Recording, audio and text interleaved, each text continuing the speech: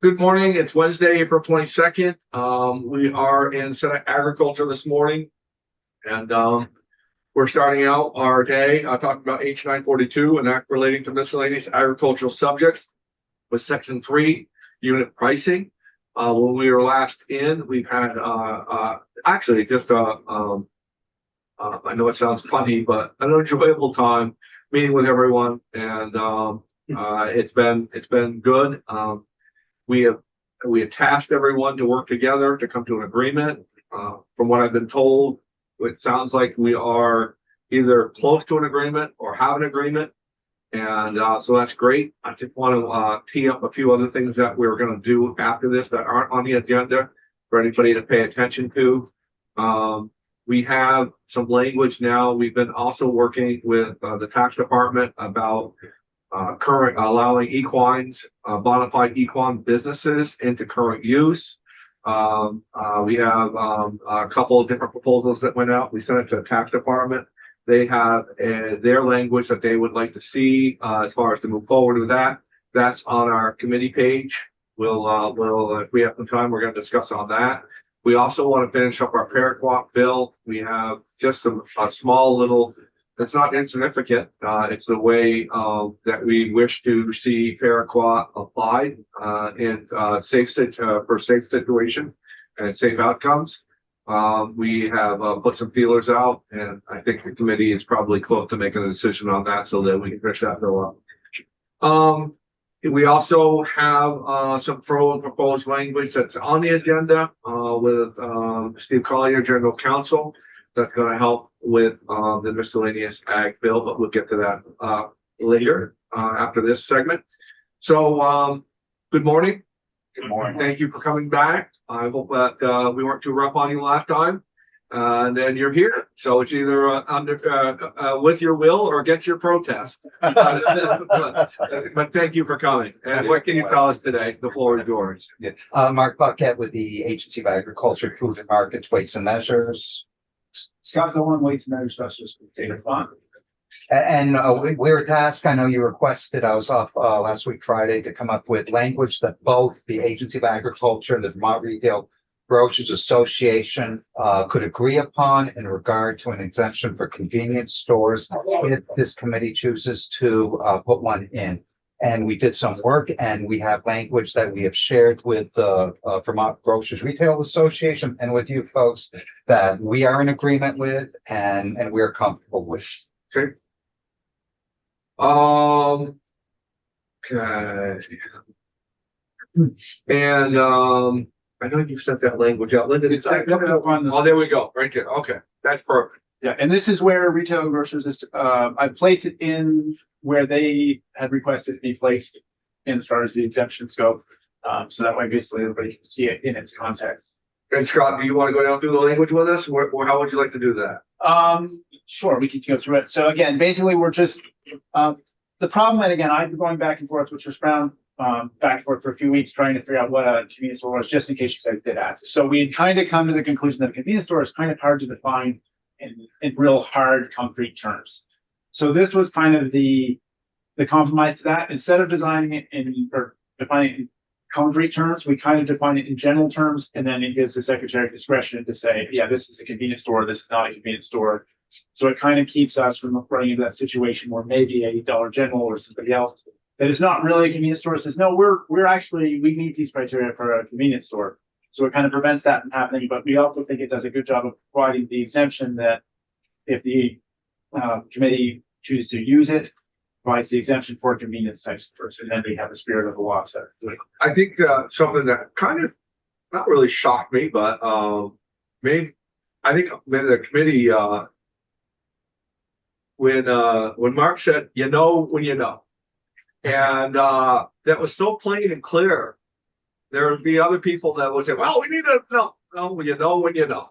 And we actually felt very comfortable with that. And so yeah.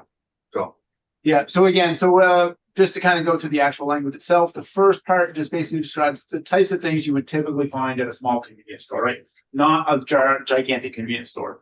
Then the second part, second sentence this exemption does not apply to, right? And it's very specific that it does not apply to the other stores that might be somewhat similar to a convenience store and also just as any other store type. And then the third sentence gives that the secretary discretion to kind of make that, you know, when you see a judgment, what this is. I think that when we first saw that we were trying to dig into probably a little too deep, in some of what was on that list, but I think the comfortable part of it was, when it was, such as, when we saw such as, so I'm gonna ask the committee. How are we? Yeah, no, I think I spoke whenever we looked at this language that I support this. I think it's a really good compromise. And then I just went further and made sure that if it's part of for lack of a better term, chain, and I don't mean Shaw's and Hannaford, I mean Stewart's and Maple Fields and Jolly and those kind of folks, because they are, I guess by definition, a chain. But those stores would still fall within this exemption, as far as I understand. Yeah. Okay. I want to make sure. Yes. And I'm otherwise. Yeah, and I mean, we would point out too, so the now kind of two exemptions, the one right before what we had in before is the small mom and pop exemption, right? Where you're not part of a chain, you have one store, no matter what kind it is, right? Then you're exempt. And now we have a exemption for convenience stores, right? No matter whether they're a chain or whether they're a single. Yep. So now we have I think to. it's a great compliment. Everybody good?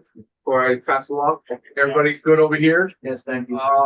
So, okay, anybody have any comments? Anybody want to say anything? Okay, Maggie, you good? We're good, yeah. Okay, we have some folks up on the screen. We have, Patricia Brown and, I'm not sure who else is on there, but, David's on there as well, Simmendinger. Anybody have any comment? David, Patricia, anybody have any comments, that would like to comment on this bill? If you take your screen and share it down, Scott, we could probably see that. Yeah. There you go. There we go. So I'm happy to just make a couple of comments. I'm very pleased with the outcome. If that's the way we're going to pass this bill, we don't, having been in business 44 years, I built the very first convenience store up in Enosburg Falls. I've been doing this a long time. I have never gotten a complaint on unit pricing in my entire history. And let me tell you, we're not an industry without complaints. So, we get complaints all the time, especially right now with high gas prices. They come in loud all the time. Okay. But this is not an area that we have. And it's just because we don't have an offering for consumers to choose when it comes to variety. We got Coke, we got Pepsi, we got Hershey, we got Mars. There's just not a lot of choices in our business. And I think that's probably the reason why consumers aren't coming into a convenience store looking for lots of options on cheaper products. We are what we are in small scale format stores. So I think that's a great compromise. I'm very pleased to see that. And my hat's off to Mark and all he does out there. So, and Scott, the two of them. So thank you. Yeah. And Christopher? Yeah, so my name's Chris Smiley. I'm with Maplefield Stores. And just piggyback on that, I've been in the industry 35 years and have never had a complaint. Most of our customers are in and out so fast. They're very quick transactions. And a very limited number of our items are actually grocery items. A lot of it's snacks and drinks and things like that. So fully support this and appreciate you guys putting the effort into it and thinking of us. It's one of those things. It's just like Dave said. We have our fair share of complaints and we serve the customers. Right now is a really tough time, and trying to make this work is a bit of a cost as well on us to make those changes and keep up with them. So fully support what you guys are doing and appreciate it all the same. Thank you. Tricia? Yes, I want to just thank Chair Ingles and the committee for considering this exemption. I appreciate the agency and their legal team as well outlining it. You heard my testimony last week. I'm not going to rehash any of that. I will just say for the membership of VRGA, it really would have been a huge lift and the burden that it would have placed on our businesses. So we support this language and, are hopeful that the committee will also support it going forward. Tricia, just tell us who you are. I apologize. I should have asked that. Yes, again, I'm Tricia Brown. I'm on the board of directors of Vermont Retail Grocers Association and the secretary of that board. And I also am working regulations for Stewart Shops. Thank you very much. Okay, well, this is absolutely positive. I want to thank all of you for taking our charge as far as to go out and hammer this out amongst yourselves. I really thought that was something that you folks could do. Didn't need us to intervene. I think we're comfortable enough to stamp this, put it in the bill and go. And if anybody's got any other issues that come up as we move forward, just let us know. But I want to thank everyone for how they work together. It was a great outcome, and thank you very much. Okay, thank you very much. Thank you. Thank you very much. Bye-bye. Okay, we're gonna move on. We have General Counsel for Ancient Agriculture, Steve Collier. We are going to see how his day was yesterday, and it might be a wide-ranging things. We have so many things we're trying to wrap up here. But I'm going to turn the floor over to Attorney Collier and see where we end up. Welcome, the floor is yours, sir. Great, thank you. Good morning, good to see you all. So, H 941, which is municipal zoning. I just want to start by, and I did this yesterday with the House Committee too, but just thanking you all so much for all your work on this. We were pretty concerned about the potential ramifications of municipalities zoning farms, not to knock municipalities, but it's just farms already have so many challenges.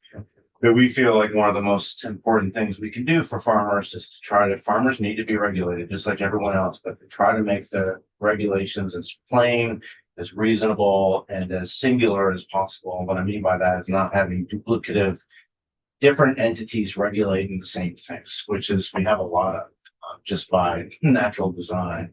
And it makes things very challenging. So it's been terrific to see all of the engagement by the farm organizations. We're really pleased by all the interactions by the league. Even from the beginning, everyone was aligned on restoring the exemption, which was not necessarily going to be the case. And so we really appreciate that. Unfortunately, some of the issues that we were not able to be aligned on have proven to be quite nettlesome. And so there's been a lot of discussions, and we really appreciate all of your patience on working through those and on the groups. And all the discussions have been good faith. There's just been some things we couldn't quite get to. But we believe at this point, we were not able to reach full consensus. The league went to the board, and the league is the board, but they talked about what we were willing to do to compromise, and they decided that they wanted to stay with their position, which was tier 1 zoning, but which we don't support, never have supported. This committee didn't support. But I think, they also, I believe, appreciate that there are some concessions being made in the compromise language for densely populated areas. So to sum it up, I think we have gone around the barn as many times as we can go and feel very comfortable with both the bill that you passed, and we have some small suggestions to amend that language, but we really believe that was a good compromise, and then it does protect the disparate interests. And just to very quickly back up, before the Supreme Court decision, what you had was a system where in order to be farming to be protected, you either needed at least 4 contiguous acres and a certain number of animals, or you had to be commercial farming. That was the only way that you were farming and protected from zoning. That system was pretty good, but it had a couple of notable gaps. And one gap was it didn't protect anybody growing their own food. And so we were always really reluctant to expand the parameters because there was no protection for people. And a lot of people in Vermont raise their own food, raise their own livestock to feed themselves or grow their own plants. There was no protection for that unless you were commercial farming or you had 4+ acres and a certain number of livestock. So that was a gap we felt in the system. The other gap was on the other side of the equation, which is there was no land-based requirement and particularly for livestock. So that meant that there was, for lack of a better word, a loophole where somebody could have pigs in their garage or goats in their basement, or they could have kind of animals anywhere they could put them. And there wasn't anything that addressed that. So if you were commercial, if you were not commercial, then towns could regulate that. But all you need to do is file a Schedule F and you could be farming in your garage, which we don't have a position on that. It's just not something we can effectively regulate. And so in densely populated areas, there was not really a good way to regulate the sort of instances that can come up with livestock and their waste in densely populated areas.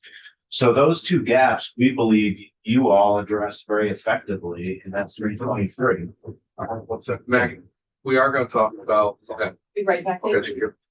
Sorry. No, that's fine. So we believe you address those issues through compromise by protecting the right to grow food, allowing people to raise poultry, a limited number of poultry, and by reducing the acreage threshold from 4 acres that it was down to 1 acre. Those are all additional protections that didn't exist before.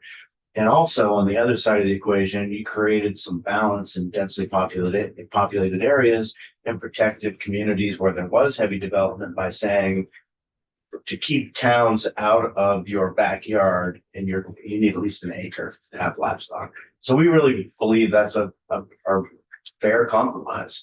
So in further discussions though, even though we weren't able to reach agreement, as you all know, we had an agreement with the league because we thought it was important that the league not come in and ask for the current status to remain. In other words, give them the rights to regulate farming. And they didn't want that, but they did want it in tier 1. But our agreement was to also raise that threshold up to $5,000. They wanted 10, we settled on 5. But in further discussions with the league, we asked them if we could revise our agreement and be able to support what's always been in place is the $2,000 threshold from the Schedule F, because that's been very important to farm groups. And we've been reticent to not be aligned with the farm groups, but we also had a compromise and we're going to stick to our word. And we told the league that, and they are fine with us supporting going back to the status quo, which is the $2,000 in the Schedule F. So I think that resolves a lot of the farm groups' concerns about the changes, not all of them, but a lot of them. So I think they are much more comfortable with that status quo than upping the financial, eligibility requirement. The other thing is so that's part of our proposed changes in the language that you passed earlier. But the other issue is pig waste. And so you all know that we have one situation that's been festering for a long time.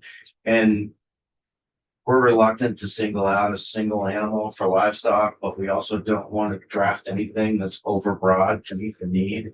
And everyone tends to agree that pig waste is more difficult to navigate than some other kinds of livestock waste. So the proposal that we have to try to address that situation is to allow municipalities to regulate pig waste in downtowns and village centers. So where we know there are dense populations of people. But there are also some caveats to that. And what we propose, we don't want towns and this will be on farms. So this is not, if it's under an acre, towns could already regulate. But we're talking about on farms and downtown and village centers, which I don't think there are a lot, but there are some that the municipalities would have the ability to regulate pig waste, but not prohibit pigs or their waste, not regulate their farm structures, including manure pits they might need. But if the pig waste is causing an adverse impact to the community, and if the Agency of Agriculture is not able to address that adverse impact to the community through application of the RAPs, then a town could use zoning bylaws to regulate the waste, which would really be, I think, cleaning it up, not allowing it to be stored unnecessarily too long, but taking some actions that we don't currently take in the RAPs, because our focus is on storing it so it's properly stored, applying it to the land base so it's appropriate, so there is runoff. We don't have things that require you to if you're, I mean, most farms are using their waste on their fields because they need them for nutrients, but if you're just storing your waste in a village and not using it and not exporting it, it can really cause some problems that the RACs aren't designed to address.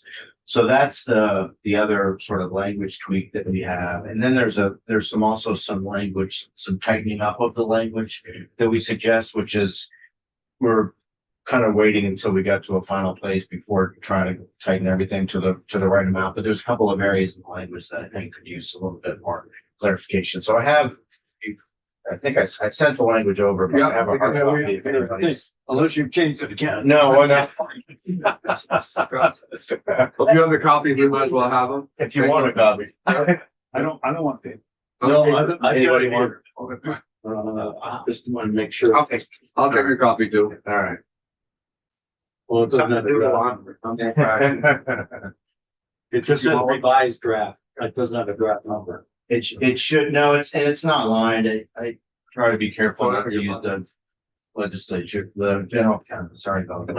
council's template, just because it can get confusing about who did what. Yeah. But the only thing that has changed from S323 is what the highlighted line. Yeah.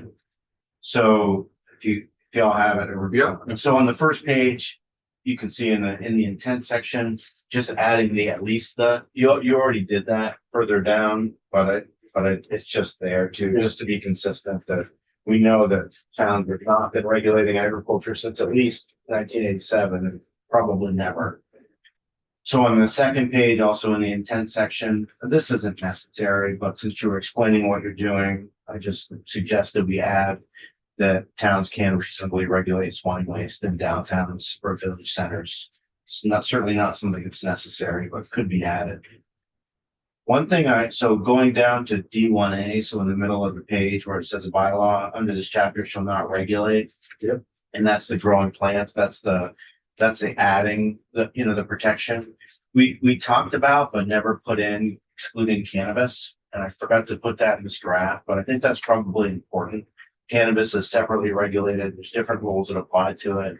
And if we just say growing plants without excluding cannabis, that could cause some problems. So if you'd like language for that, I was thinking just at the end, maybe saying something like non-hemp cannabis is separately regulated and excluded from this exemption. Yes. Okay. Yeah, I think with the Essex decision that's going on and all that, I think that would be very important if you did that. Yeah. Okay. I'll send that over after. Okay, everybody good with that? Yeah. Absolutely. Rob?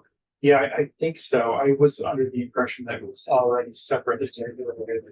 And so regardless of what that said, it would make a difference. But if you're saying we need it. The reason why I would need it, the reason why I'm in favor of it being needed is I think that anybody who's looking at this that might have some opposition to what we're trying to do might see it in there and say, okay. So I think it's more education, other people as much as anybody else. I think, Senator Point, to your point, it is separately regulated. It was never intended to be included in here. But if you read this broadly, you could say the statutes conflict and I have no problem with that. yeah, I think it's okay. So on the next section, there's no proposed changes, but they're raising, feeding, or management of a small backyard poultry flock. We've talked about this issue before, but small is not a great term because it's not defined, so it's ambiguous, and it would be difficult to enforce, and it would be difficult for people to know what they can actually do without being subject to regulation. That was always intended as a placeholder because people didn't agree on the terms. From our perspective, this is not farming because we're only talking about what's below the farming threshold. It's really important that everybody have the ability to raise poultry, we're not changing our position because this is the language that we agreed to, but we've urged both the farm groups and the league understand this is a deficit, and I think it ought to be cleaned up. I've proposed to them, maybe you have a maximum and a minimum number, and then the town can decide based on how much land you actually have. Because if you have 2 acres and are not farming, that's quite different than if you have 0.1 acre and a garage. So makes sense to us at least to have some flexibility, but we can't propose a number because this is what we agreed to, but it really ought to be tightened up. And if the farm groups in the league can't reach an agreement, then perhaps you should create something that you believe, but I think small is, I know that 10 should be small, but 50, I don't know. I just want to make the committee aware, and maybe Steve's already aware. I have a town in my district that's waiting for us to make a decision on this bill. They've received a request from a resident to be able to have chickens. I don't know what the land mass is, whether it's an acre, whether it's an acre and a half, whether it's two, I have no idea, or maybe it's under an acre. But they don't want to enact an ordinance and then have state law preempt it. So they're literally waiting for this committee to pass something that will give them guidance. And then if it's above a certain thing, they could just say to the resident, sorry, we can't do anything because the state's already done it. No, I mean, this is an important protection that doesn't exist now, and the league supported it, from the beginning, but there's never been a number. But I do think the word backyard is important, or something. Yeah. Then that was intentional to say, we're not talking about chickens in your kitchen, which, may or may not be allowed, but still envisioning that you need some amount of land for this exemption to apply. So I don't think one number probably works for every landowner, so it probably makes sense to have a little flexibility where the town can decide. But I don't know what that, in my mind, and I'm not proposing a number, but I was just thinking 25 or 30, small number that people can reasonably manage in a small amount of area, but there's never been a consensus. But it's really targeted for the under 1 acre, because if you have an acre and 100 birds, or 250, I think meat laying hens is 100. I think it's 250 for meat birds. So you can be a farm if you want to be with more than an acre, but under an acre with this change, you would not be able to. But everybody wants folks to have the right to raise their own poultry, because the eggs and the meat can be very important. So I'm fine with it being vague, for a couple of reasons. One is we've already passed it. The other is that I don't want to give them 2 weeks of testimony to pass this bill by holding it up like that. And my last question would be, if we find out in another legislative session that it needs to be defined further, is it problematic to opening this back up and putting an amendment in? That makes sense. I think maybe if they could come to an agreement quickly, you could understand it, maybe not. I mean, to consider it. I don't know whether they can or cannot. Some of the farmers also want to add rabbits to that exemption, which was not part of the original discussions. The league has concerns about that. Our position stays the same, but you may hear about rabbits. I just don't see anybody. I haven't heard a lot of people knocking on the door about that, but I'm going to ask the committee. No, I haven't heard anything. About rabbit, I've heard it already. Oh, you have? Yeah.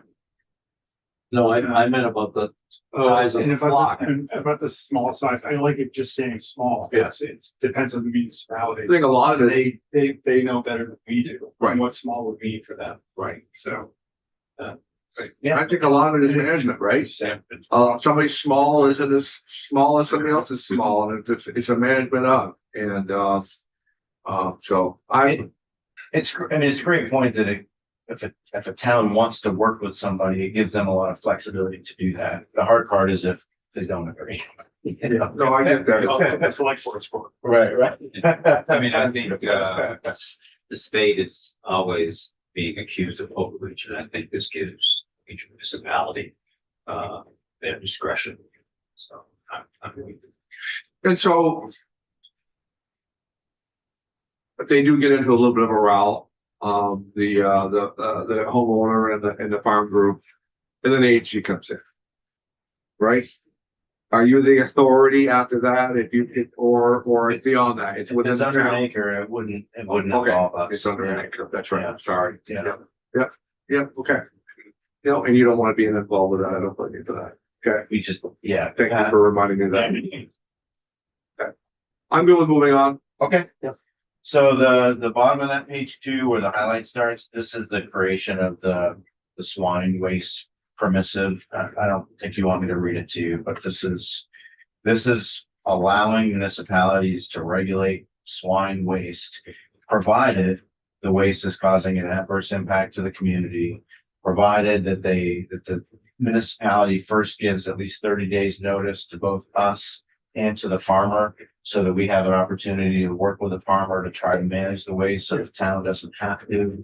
And then it also, at the end of end of the paragraph on top of page 3, it's the goal is to limit, it says shall be limited to requiring a reasonable management. So we don't want this to impact farm structures. Because we're talking about farms now, not people who are not farming. We regulate farm structures. The farm structures have to meet municipal setbacks unless we grant a variance. So we don't want towns to start saying you can't have waste, you can't manage your waste. I mean, store your waste, but we do want towns to be able to say if they're not properly managing it, to be able to step in and say you need to clean this up, essentially. Is that? This is under an acre.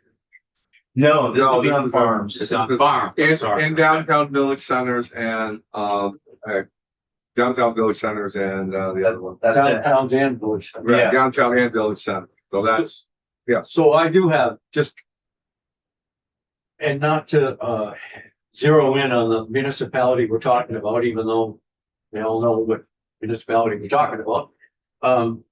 When we say regulate, I'm wondering about fencing. So does the municipality, assuming that they give you 30-day notice and the farmer, and then they come in and they say, okay, here's what you need to do in order for us to manage. You need to put a fence up so they can't get out. And then you need to, some schedule, collect the waste and remove it from the premises. Is the definition of management flexible enough to allow the municipality to require a fence? No, I don't think it would be. I think this is only managing the big waste itself. The we did talk about fencing. Yeah. And that was one of our proposals to the league, but ultimately the league didn't want to compromise on that and wanted to kind of just stick to its position about full zoning as tier 1. So that Okay. was on the table, but it's not part of this Okay. language. So, and I just really want to point out that this isn't made to go in there and just hammer people who want to raise swine. It's made for people who aren't managing swine in the best way in downtown village centers and municipalities and village centers. So that's really at the end to give the communities tools to regulate that. So Somebody that may be abusing the right, use. right, and actually showing the agency of agriculture in a bad light as well. And so like what has happened. We haven't quite gotten to it yet, the definitions of downtowns and village centers. Where did that language come from? great question. So that's, the reasons of they're defined in Title 24, which all this language is in Title 24. So arguably would have to pull the definition, although it's probably better to. But because of what's happened with Act 250, Act 181, the downtown and village center definitions are scheduled for repeal in 2034. They're referenced in chapter 676A of Title 24 is where the downtown and village center definitions are, among other things. But they're also, so at the bottom of the definition, you see where it says, so example, downtowns include those designated pursuant to section 2793. Those are the two areas where I found that they're defined currently, but because they're scheduled for repeal, I thought it would be made sense to just include these in here.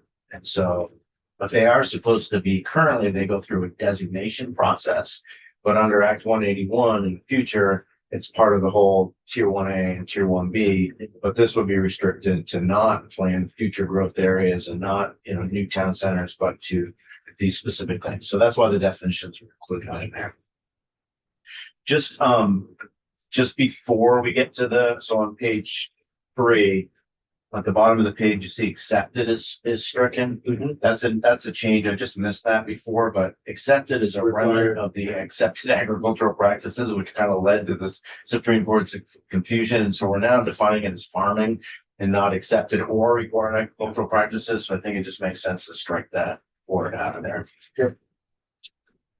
So I think we've been through the definitions for coach, and those are verbatim from the statute, but the last sentence where where we reference the statutory sections, just added that in. I've shared this language in the league. I haven't talked to them about this language. I assume they're fine with it, but if they have a reasonable suggestion about why it should be better, that's fine. It's just that we don't want it to be, from our position, we don't want to expand it beyond downtowns and village centers. And just, go ahead. I'm sorry. There's no clear definition of what within walking distance means. So these are the definitions. I know it's the current law, but Well, my understanding is these are the general definitions that municipalities can apply when they decide to designate those areas. But once they designate them, they actually draw a map. And so I believe these areas, as it stands right now, are all officially, because they have to be designated. They don't exist with, based on citizens' preference. So I think these are all mapped areas right now. They can change over time with a new designation. And that's where it might get a little tricky with going to tier 1A and tier 1B. But these areas, these are the definitions that exist. And right now towns have to define those if they want to designate something. Okay. And our one known problem is in a village center.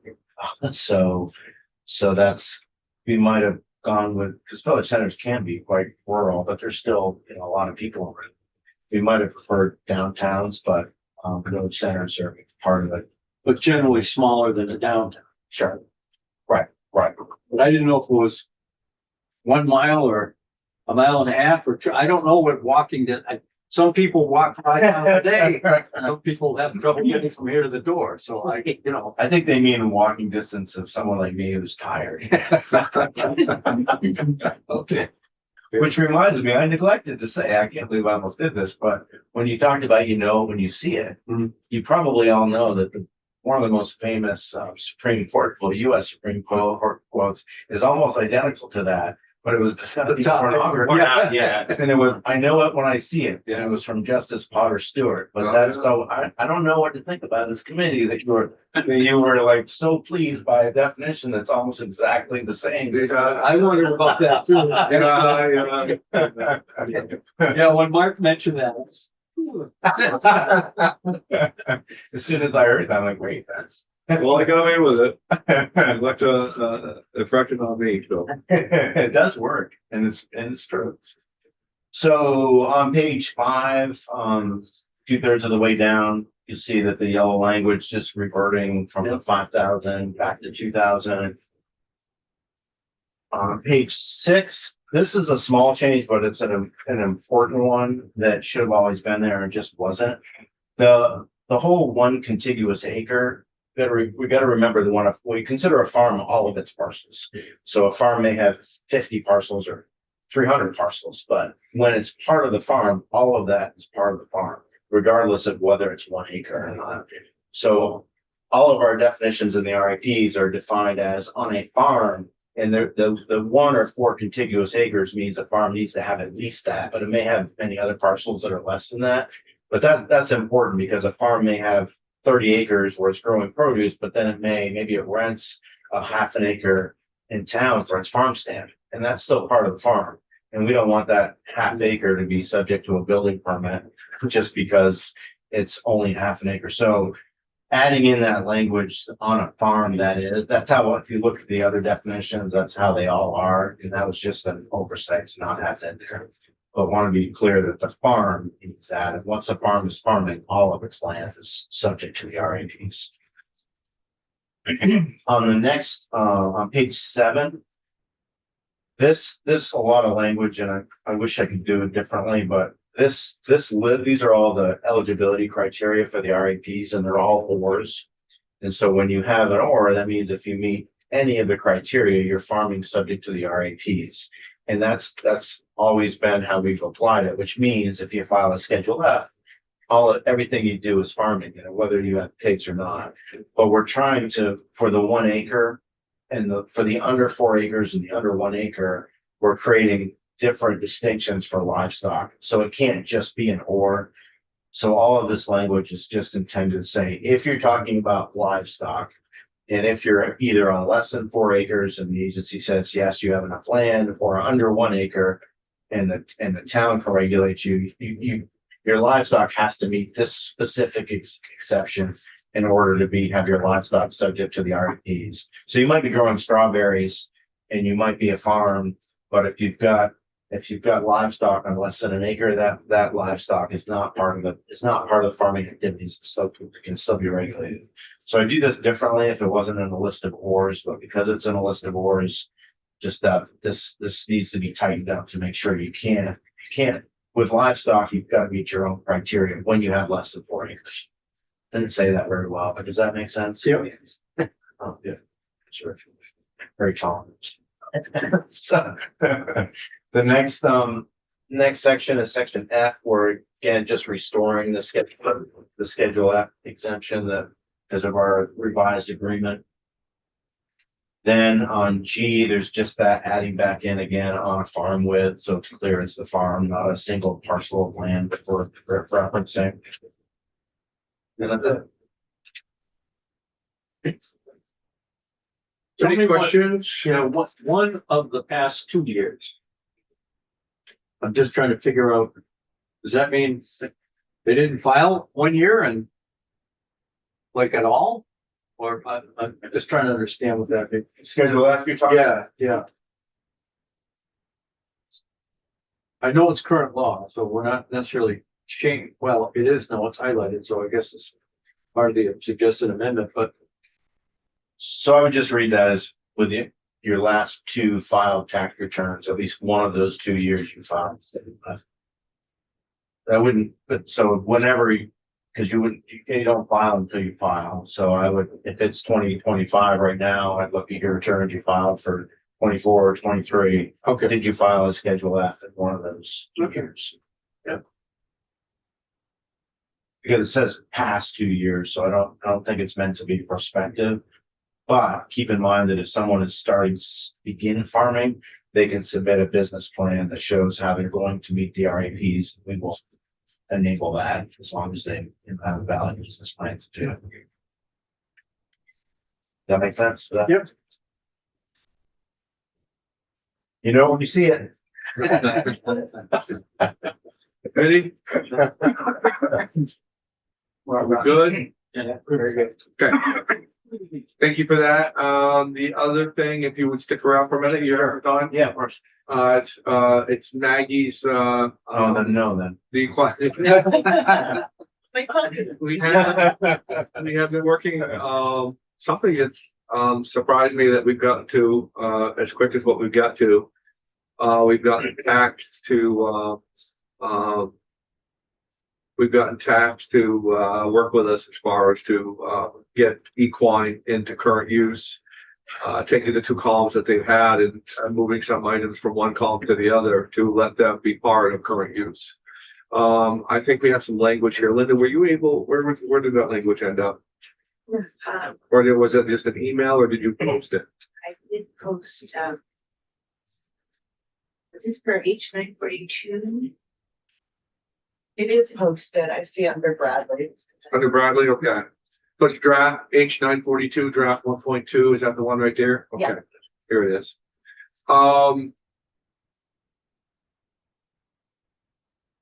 Okay, so I know that you haven't seen this, attorney, but if you would, have you guys put your eyes on this to make sure that you're gonna be okay with it. Linda, can you post that on the screen? Yeah. Are you able to do that? I'll just while you're doing that, I'll just preface this with, we've had, thanks. I'm not going to be able to give you a position yet, because we're very supportive of the goals. Right. And we think horse farming is important. It does all of the same thing for the rural economy as every other type of farming in terms of keeping land open and productive. So we're very supportive of that. We just haven't checked in with the administration. I guess more than anything, I want you to be aware that we're getting close to moving forward with Okay. it. We don't need to make a decision on this today, but the language is getting close. And if you guys are gonna have some opposition to it, it would be now to speak up and to give us some guidance. Understood. Where you would be on that. We'll check in. I think the only potential concern is the tax. They have. Right, and I talked to the chair of finance last night, and she seemed generally pleased with it. And she says that, well, and she said, I'm careful about any offline discussions that we had, but I think that this is one that really kind of defines what we're trying to do.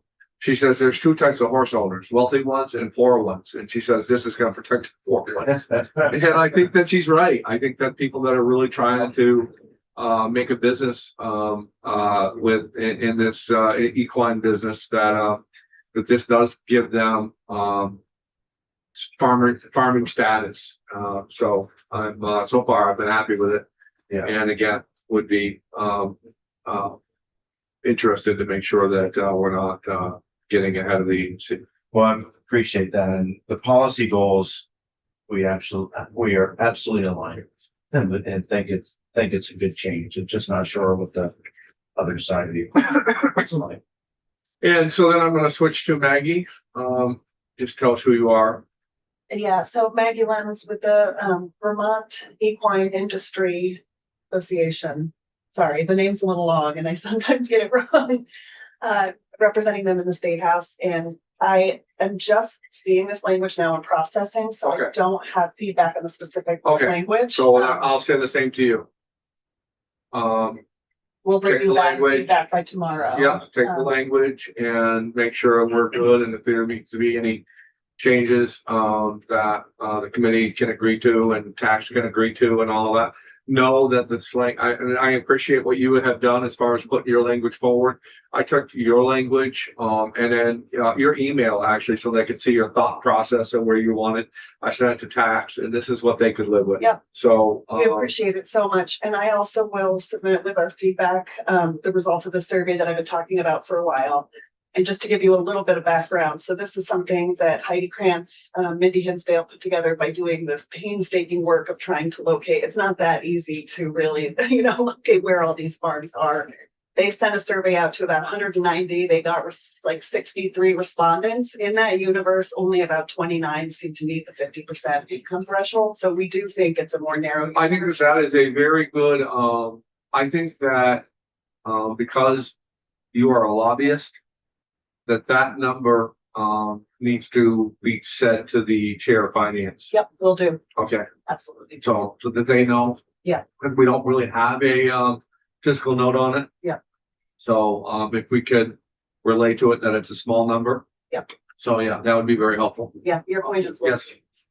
And maybe you could come up with some sort of estimate as to what the foregone revenue would be if we grant the exemption. I think the whole thing, because two of the things are just sort of defining what equine business means.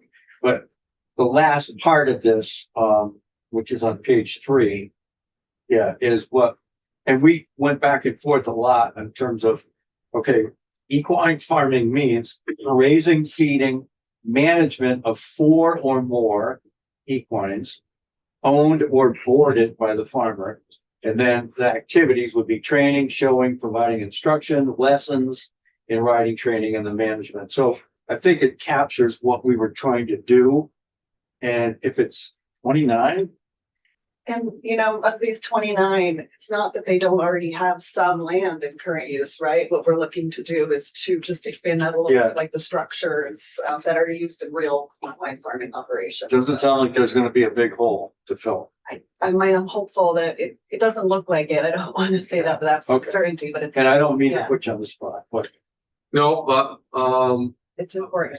Yeah, so far it seems to be very encouraging as far as being able to make it through, which I was unsure of. So anything that we can do to provide education to the other committees, especially because we're getting short, would be very helpful. Yeah, will do. Thank you. No, thank you. Anything else on equine as far as the current use part of it? Nope. Okay, did I mention anything else that I said that we're going to cover? Oh, we're going to talk about the apparatus as far as where it is. Senator Heffernan, you were almost an attorney there for a minute.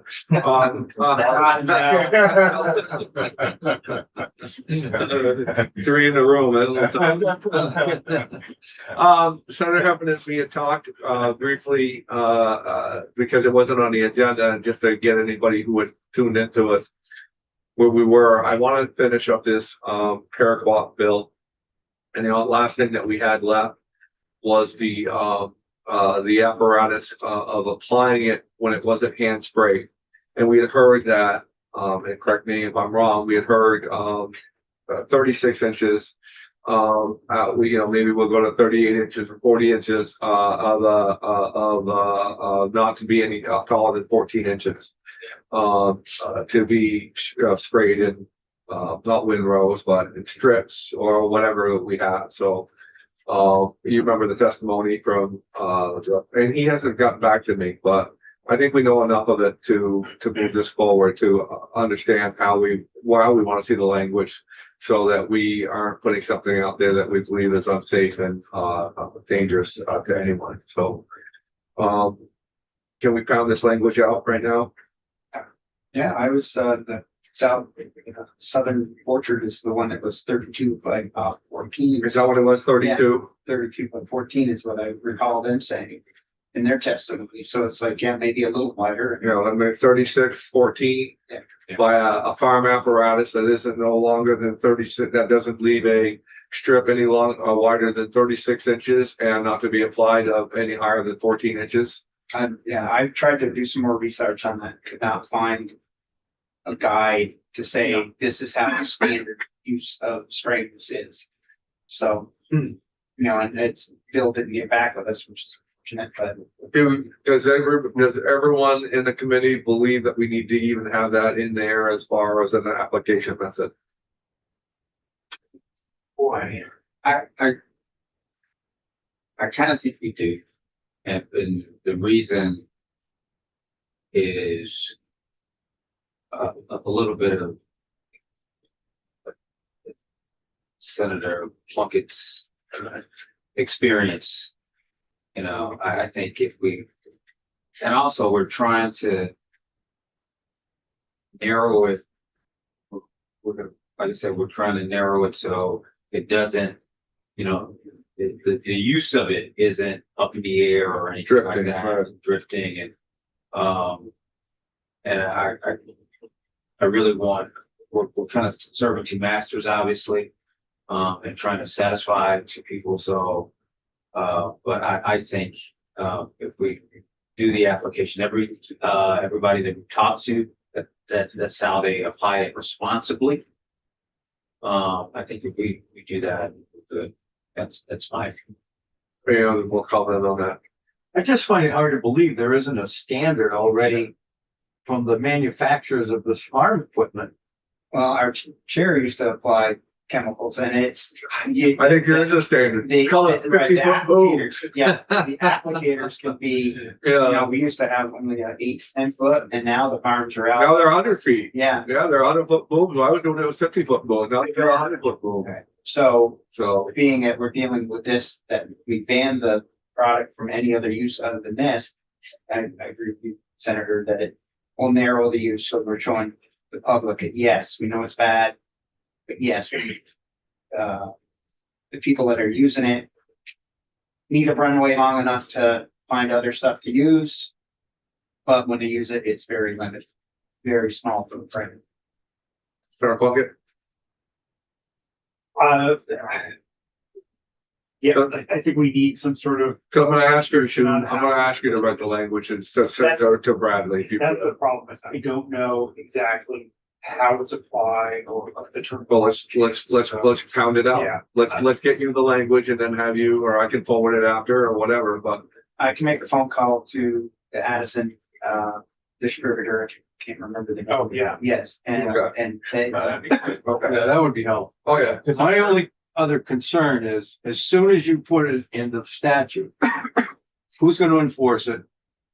How, in other words, you're going to have someone there to see the application to make sure that it's falling within the if they broke parameters the of the statute. rules, when you go out to measure, it would be over.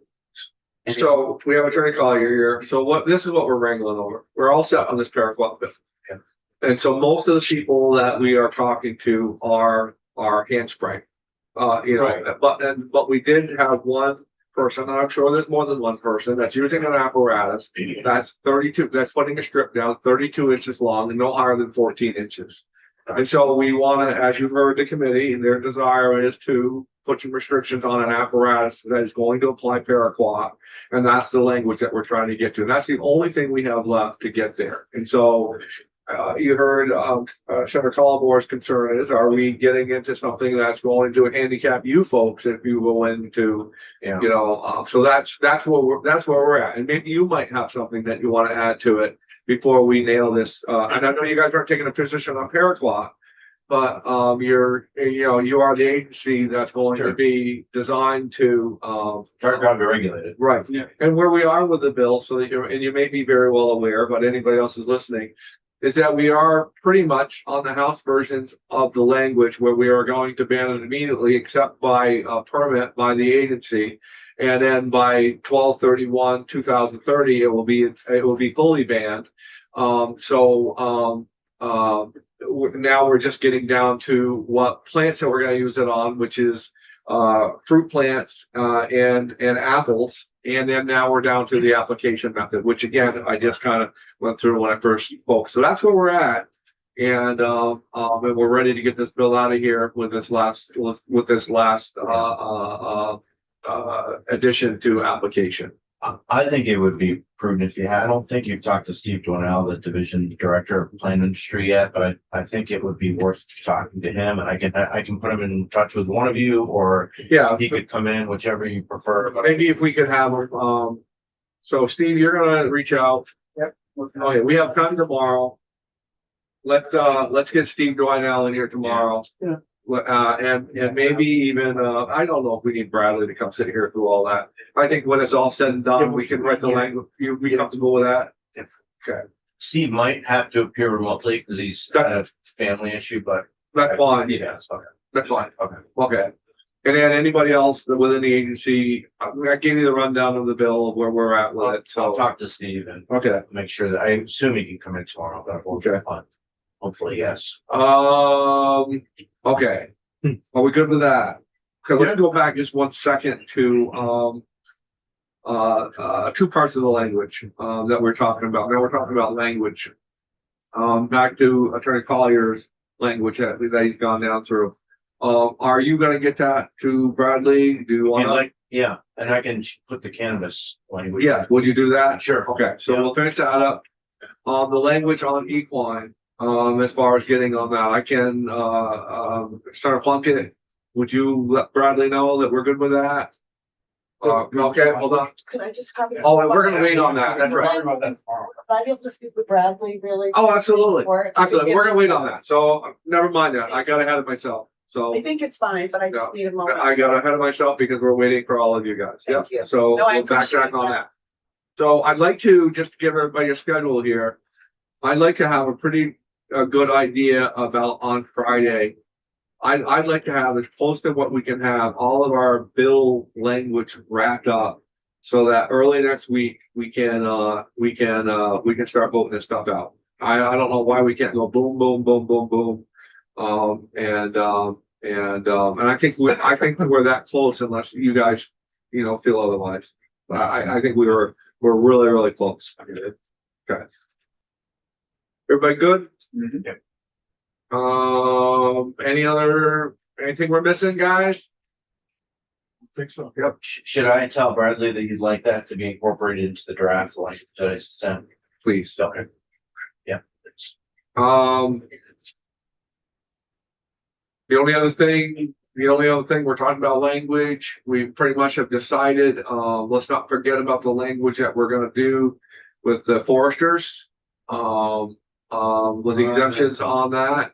So we're gonna have to, at some point in time, make sure that gets, put in, and we were gonna do that in that miscellaneous bill as well. Which miscellaneous bill? The House version, the only one really that we have. Well, we have 942 and 941. Well, 940, one's a separate bill, right? 941 is the zoning. Right, okay. So 941, we're gonna just incorporate that language into our miscellaneous bill. So that's what's gonna go as far as on that one. And that same language on the forestry exemption is gonna go on that bill as well. Okay. I did ask a certain person in this building as far as if they wanted a bill to hang back for a little bit as the last train out of the station. That's what happens sometimes. And I was told that they didn't see anything that we needed to hold back anything. So that's why I'm willing to get our work done and move out. Okay. So I just want to make sure that we don't forget about that language as far as on the Lawyer exemption. yeah. So there's gonna be two bills that are gonna be remain on the wall. One is the bill that we got from your committee, because we're incorporating that language into our miscellaneous, the House miscellaneous. Yeah. And the miscellaneous language in itself that came over from the House is gonna be hung on the wall, but that language is gonna be in the miscellaneous bill. Okay. Good? Yeah. Okay, Linda, we will go off.